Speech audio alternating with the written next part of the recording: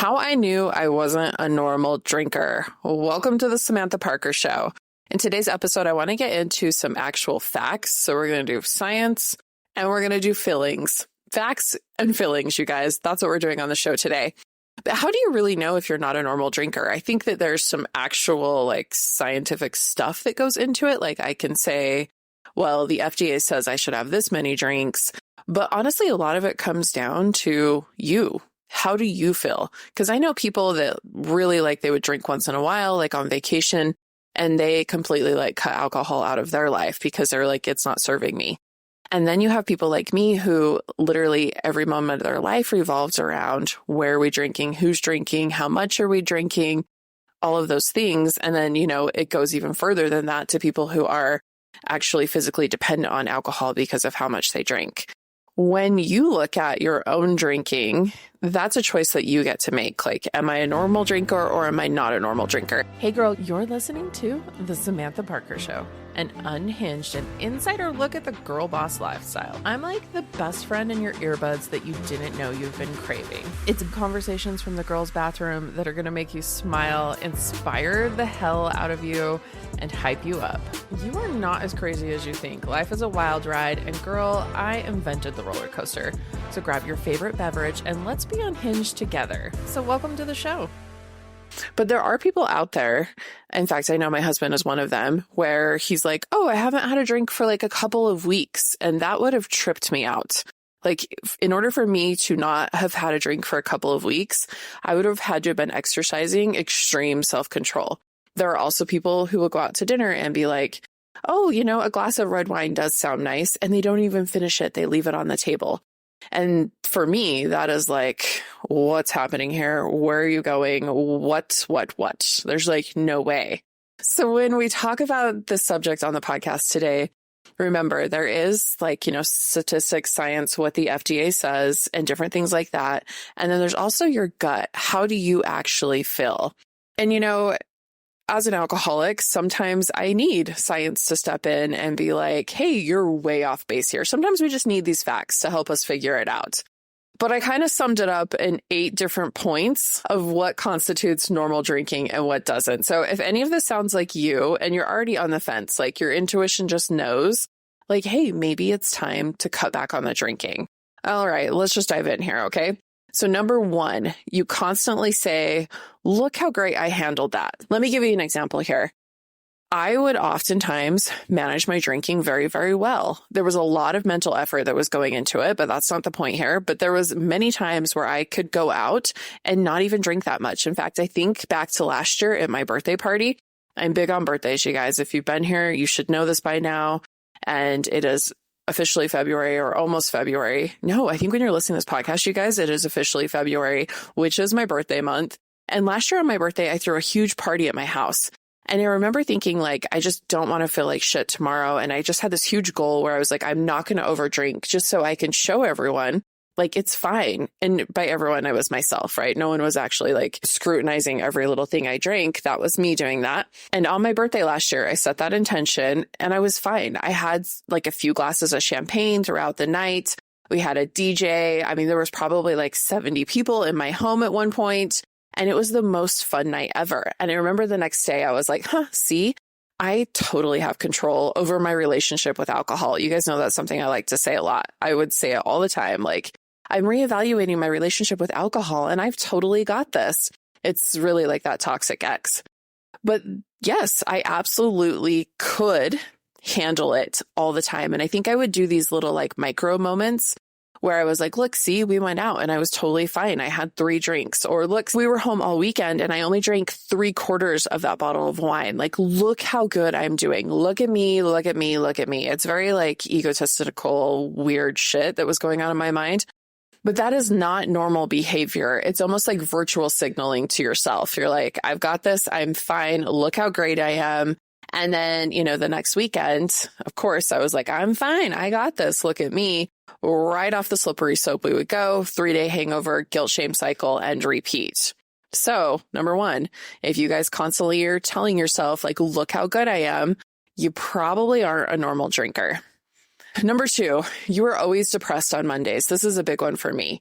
Mondays were extremely difficult, and I work for myself. So like, it's not like I had to go clock in at 7 a.m., at a shitty job somewhere. But I was literally having to convince myself every single Monday to get out of bed and get going. And I would be stuck in the guilt and shame cycle, you guys, because I know I would have overdrank over the weekend. I wasn't feeling good. I was feeling bloated, and I was dragging myself into Monday. And then by Thursday, I was like, oh, look, I feel good again. And I was drinking. So really, I think what was happening though is Monday, I was like coming off that drinking high, even if I had like been super hungover on Saturday or Sunday. But I was hitting a really, really big low. Alcohol is a major, major depressant. And so on Mondays, I was having to convince myself all the time to opt into life. And if you guys feel this way, like you go through your week, like dreading Monday, I always started Thursday, but let's say Friday, Saturday, you hit drinking, you have fun, and you're like, everything's great. And then right back to Monday, you're super, super depressed. Alcohol is playing a huge role in that. And you cannot lie to yourself anymore. You have to look at that and be like, that is not okay behavior. I deserve to feel good. I deserve to look forward to Mondays. And I don't have to convince myself to be alive. Number 3, you are a pusher. I was a pusher, and I hate saying this because I feel like inside, like, oh, I'm not a pushy person. But what I mean by this is when you go out for drinks with friends, you're the one that's like, oh, let's get more shots. Or if someone's not drinking, you're like, haha, what do you drink? Like, let's get this going. You were the one who was always like, let's have drinks at my house. And you're like, let's open another bottle of wine. It might seem like very innocent. It wasn't like I was trying to be destructive or trying to harm anyone. And you might feel the same way. But in the back of your head, you're kind of pushing. You're pushing for a few more drinks. And I swear to God, it's just that, like, it's the drunk Sam that comes out. It's not the like nice, normal, respect everyone Sam. It's the, I wonder if I could get everyone else to have a few more drinks so it feels more normal if I have a few drinks. And that's what alcoholics do. That is like the alcohol taking over. It's, your prefrontal cortex has dropped and you're no longer making rational decisions. So instead, you're going to scheme. You're going to scheme your way into having more drinks. And if someone else gets more drunk than you, you're like, oh, perfect. See, I'm a normal drinker. We're back to number 1, and we're back to number 1, and we're back to virtue signaling. So you kind of get it here, right? All right. Honestly, this one, number 4, is a big one for me. You mentally prepare for drinking events and you obsess over your calendar. You guys, huge. You can see how these all flow together, though. Monday, I was looking at, oh, I bet I could get a lunch on Thursday with so-and-so. We'll like work on business stuff so I won't feel bad. And I know we could have like 4 glasses of wine. Or I was looking ahead to like, oh, we've got this event, this event, this event. And I was literally planning out my drinking. It was obsessive. And when I was able to control, back to number 1, it was because I had obsessed so hard and told myself like 1 drink, 1 drink, 1 drink, 2 drinks, 2 drinks, 2 drinks. I got this. I got this. I got this. It was so much mental bandwidth, like both ways, to even like keep it under the radar. And that's like so easy to flick off to the side. You're like, oop. As soon as the alcohol hits the brain and suddenly you're not thinking like you anymore, you're like, oh, goodbye. Let's have all the drinks we want. But really, it's obsessing over your social calendar and where and when the drinking is going to come into play. So for my birthday this year, I'm running a 10K race in Vegas. And I just found out like we have to be there Saturday night. And I thought we could go Sunday and just be there during the day and pick up our race badges. But we're going to have to go a night early. And my first thought, it was like old Sam thoughts, was like, oh shit, if we go Saturday night, are we going to be hungover for a race on Sunday? And then I got happy. I was like, I will not be. I will not be, because I won't be drinking on Saturday night. And that was like really rad. But you can see how your brain starts to kind of plan out even your hangovers. And I still have some of that lingering stuff that comes up. But what I love about it is instantly I'm like, wait, that's not even me anymore. And I'm so flippin' proud of that. All right, number 5, you guys. Honestly, you just know. This was like my huge red flag, was I just knew. I don't know if it was God whispering to me. I don't know if it was the universe whispering to me, but I just knew. I constantly knew. And I would get this little voice in the back of my head, and it would be like, that your life could be so much more better if you finally like let this one go. It felt like the last totem on the totem pole of like finally living my life. And I would be like, what? No, I would push it off. But like deep down inside, I fucking knew. I was really good at lying to myself, but I just knew. And I think that kind of comes into, in the beginning here, I was talking about like, there's some science stuff behind this. And then there's just some things where it's like intuition. other worlds, God, universe, whatever. You just know, your soul knows, that like inside part of your brain, your heart, you just know. But it's not something you want to deal with because it's not fun. It's not fun to be like, hey, I have a drinking problem. I need to like put this down. The other side of it is like pretty awesome, but it is actually something that isn't super fun. I can always compare things to exercise because I think that's something we all understand. But really, like today at the gym, I'm trying to get faster for this 10K. I just started running, like a month before I got sober. And right now I'm 8 months sober. So I've been running for 9 months and I'm pretty slow, but I'm 39, almost 40, super close to 40. So I'm like trying to get my time up and working on my cardio, working on my endurance. So today on my running plan, which I use the Runna app, by the way, I know a lot of you guys messaged me about this. Like, what are you using? And it's called Runna. It's Runna, and it builds out a really cool plan for you based on where you're at, where you're going, blah, blah, blah. Hey, Runna, if you're listening, like maybe you should sponsor me. Can apps listen to podcasts? I have no idea. But anyways, on my training plan today was 4.5 miles of rolling hills. So I did 10 sets of uphill sprints and it was so flipping hard.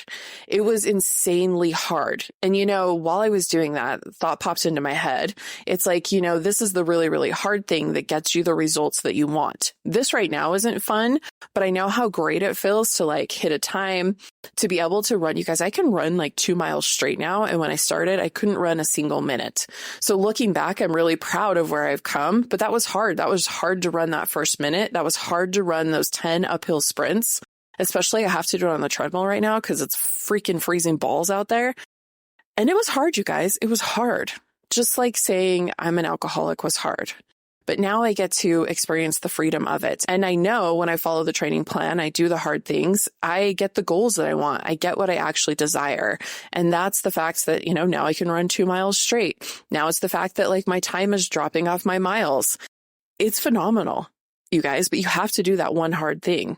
You have to be uncomfortable for those uphill sprints. You have to be uncomfortable letting alcohol go to get to the freedom piece. And a lot of times you just know it's time. All right, number 6, you can't imagine not drinking for any period of time. This is 100% me. Oh, so many of these are 100% me. That's why we have this podcast, I guess. But, and it's probably you too. I remember doing some diet. I don't remember what it was called. It was super popular a few years ago. What is it? It's going to pop into my head. I've been trying to remember, like, since I started writing my notes for my podcast earlier today. There was a book. I went with it. It was like 30 days. It kind of reminds me of like a paleo diet. It's like clean eating. But anyways, you can't drink alcohol. And that to me was like wild. I made it 2 weeks, ended up super drunk, blacked out in the backyard because me and my husband drank like 2 bottles of wine. But we did make it those 2 weeks.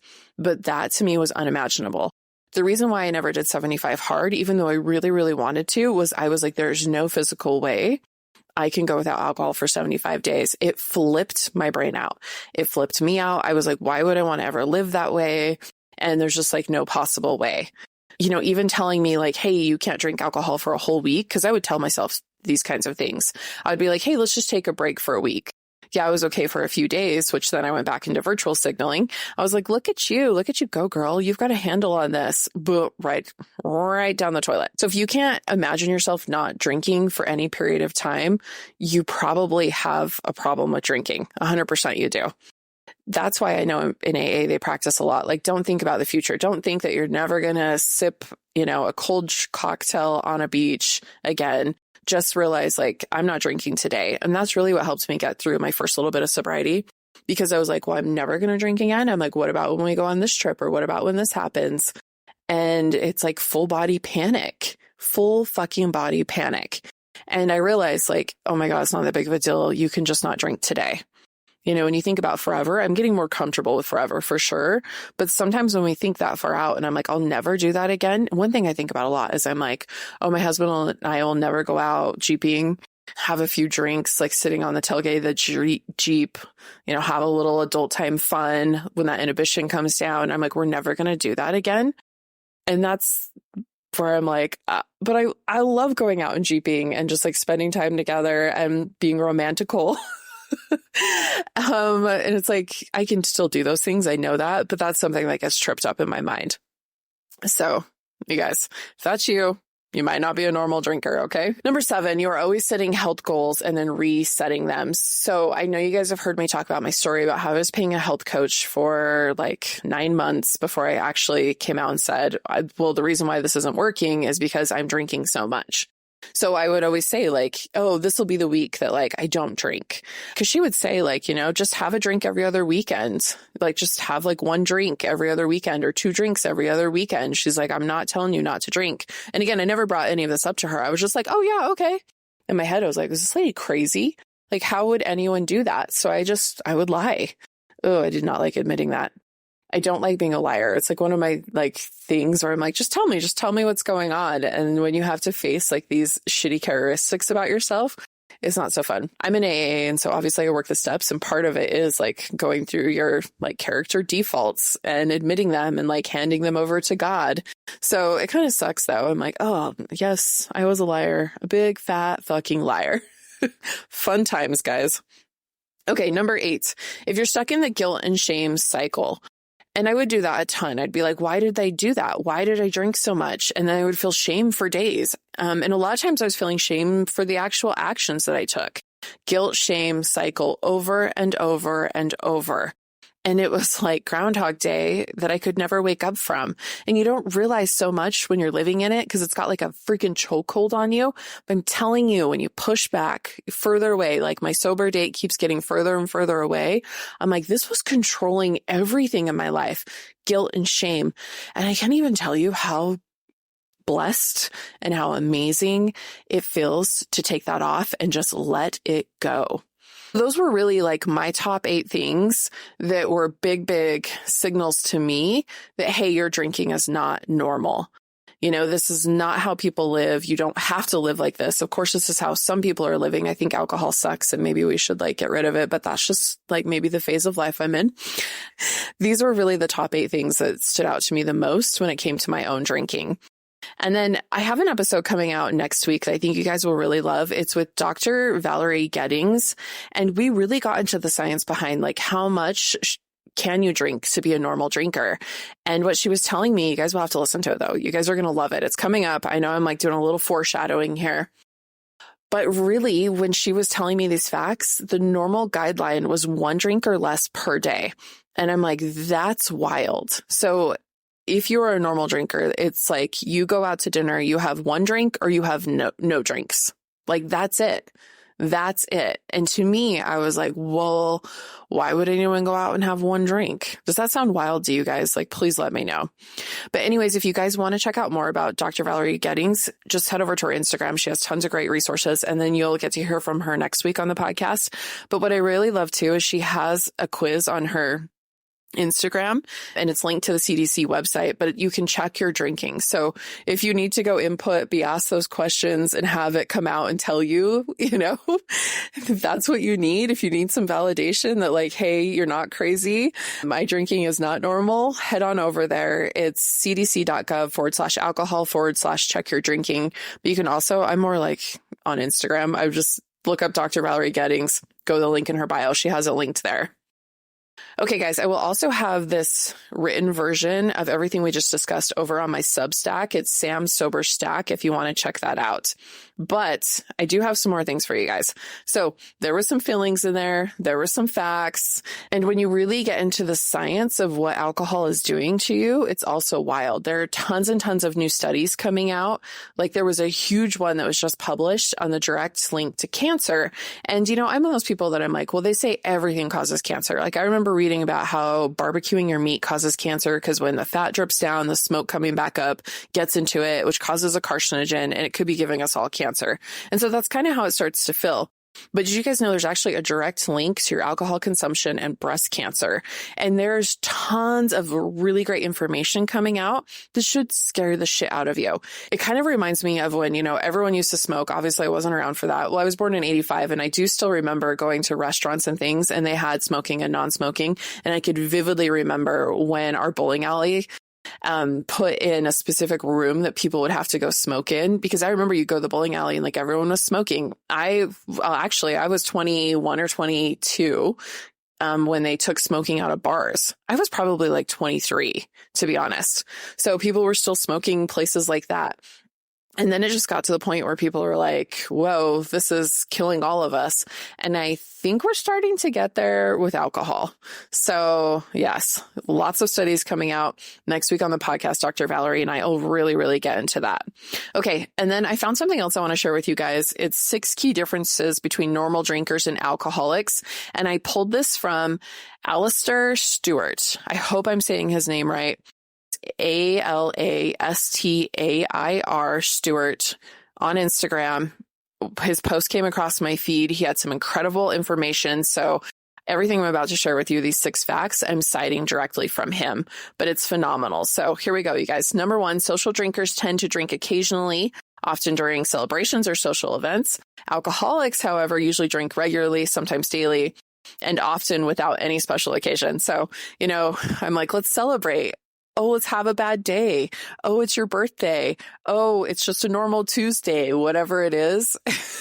That's me. Okay. Number 2, for social drinkers, alcohol is about enjoyment or enhancing social interactions. In contrast, alcoholics often rely on drinking as a way to cope with stress, difficult emotions, or even withdrawal symptoms. So social drinkers, alcohol is about just having fun, getting a little tipsy, getting a little buzz, being like, whoa, that's too much. As an alcoholic, I definitely used alcohol to really like cover up trauma, stress, pain, all of these deep, deep things that I had been running from for years and years and years. So it wasn't a fun, let's have a fun little drink for me. It was so much deeper than that. And honestly, past me was doing the best she could. I want to go back and give her a hug. That's the tools I had. Number 3, a social drinker can easily stop after 1 or 2 drinks without any difficulty. An alcoholic, on the other hand, struggles to stop once they start and may feel compelled to keep going. Ooh, that one's hard. An alcoholic struggles to stop and may feel compelled to keep going. Number 4, drinking rarely causes significant issues for social drinkers, but for alcoholics, it leads to problems, relationships, work, health, often having a noticeable pattern on their lives. Even as owning my own business, again, this goes back to what a liar. I'm not enjoying this, you guys, confessing all my lies. But, it is what it is. And we do better. We listen and we don't judge and we do better next time. I would lie all the time. Like, hey, I'm so sick. I can't meet that meeting. Can we reschedule? And of course, people were like, oh yeah, absolutely. But really, it was because I was too hungover. Fun times. Let's move on. Number 5, social drinkers don't usually have any emotional attachment to alcohol. Alcoholics, however, often feel dependent on it to manage their emotions or even to feel normal. Yes. In social settings, it was really, really hard. And this is something I still struggle with for probably the first 30 minutes of any social gathering. I feel itchy. I'm like, oh, what am I going to do? I don't have the alcohol to spice me up or bring me down, whatever it is I'm looking for that day. And I get really, really nervous, and I use it to manage my emotions and to feel normal, especially in social situations. Number 6, lastly, social drinkers can go without alcohol without experiencing any physical effects. Alcoholics, by contrast, may face withdrawal symptoms, anxiety shakes, or intense cravings if they try to stop. The cravings are real. They definitely are, for sure. I do not think I was completely physically dependent on alcohol where I know I didn't need medical help to withdraw. So, I wasn't to the point where my body would shut down if I didn't have it because it was so dependent on it, but definitely the cravings were real. Swedish fish. I still love Swedish fish. In fact, I brought a little handful with me today in my snack bag. I got my protein and I got my little snack bag. I love snacks, but the Swedish fish got me through, man. It was tough. The cravings were super, super tough.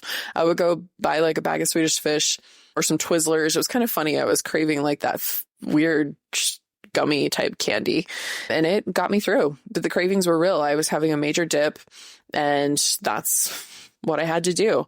A lot of times people will message me on TikTok and they're like, what do you do about the cravings? And I'm like, I just went with it. I just ate it. If I wanted some cookies, I got some cookies. If I felt like I needed an apple pie, I made an apple pie. If I wanted burgers and fries, I did it. Because when you pull back and you look at the calorie consumption, it's mind blowing. Like I could go eat what is that cookie place right now? They're from Utah and they're getting a lot of trash with the pink box. Absolutely horrible for you. Crumble cookie. If you want a crumble cookie, go get one.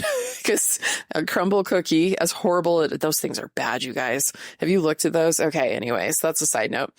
If you want a crumble cookie, it's probably better for you than that entire bottle of vodka. All right, facts are facts here. Really, for me, what it came down to, how did I know I wasn't a normal drinker, is I would obsess. The obsession was so real. I would choose it over everything. Planning, scheming, I would make it hard to seem normal. I would surround myself with other people even who that was normal for them. And it was like we would all feed off of each other. You know, there are times now where I'm like, oh, it'd be so fun just like watch a movie together. But before I was always like, no, I'm going to go out and drink. Like, no, we're going to go do this. We're going to do that.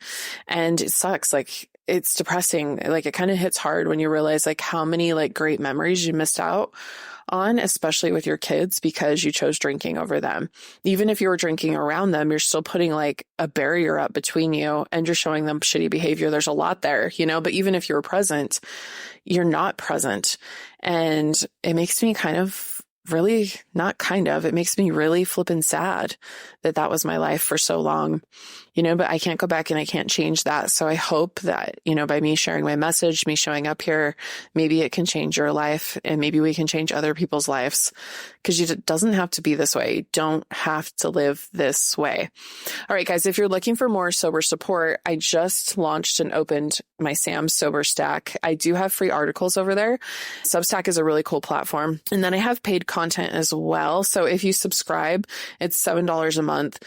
But you'll get access to like my weekly insights, updates, my 30-day printable sober journal. You guys, we did this for Dry January.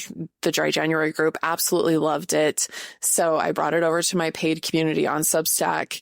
You know, there's engaging community comments. You can meet other people. We can all network and help each other. And then, of course, you know, I've got lots of subscriber-only content. If you were looking for this podcast episode, though, in a written form, you know, I'll have the links to everyone I discuss. If you want to head over to Substack and even subscribe for free, I'm going to put up this entire podcast in written form. So I will have like the links to the people that I mentioned, any outside stuff I think would helpful for you guys. If you like to read things, I love to read things. I like to listen. I love to read. But my Sam's Sober Stack is the place you want to be. It's linked in the show notes here. It's linked on my bio everywhere, but I would love to have you as a free subscriber or a paid subscriber so you can get exclusive content. Okay, guys, thanks for listening to the podcast. And of course, if you loved it, please leave me a review, or even better, come over to Instagram. On Instagram, I'm the Samantha Parker. On TikTok, I'm the Samantha Parker Show. Or even on YouTube, leave me a comment. Let me know. Tell me what would be helpful for you. And let's just have another day sober. Thanks, guys.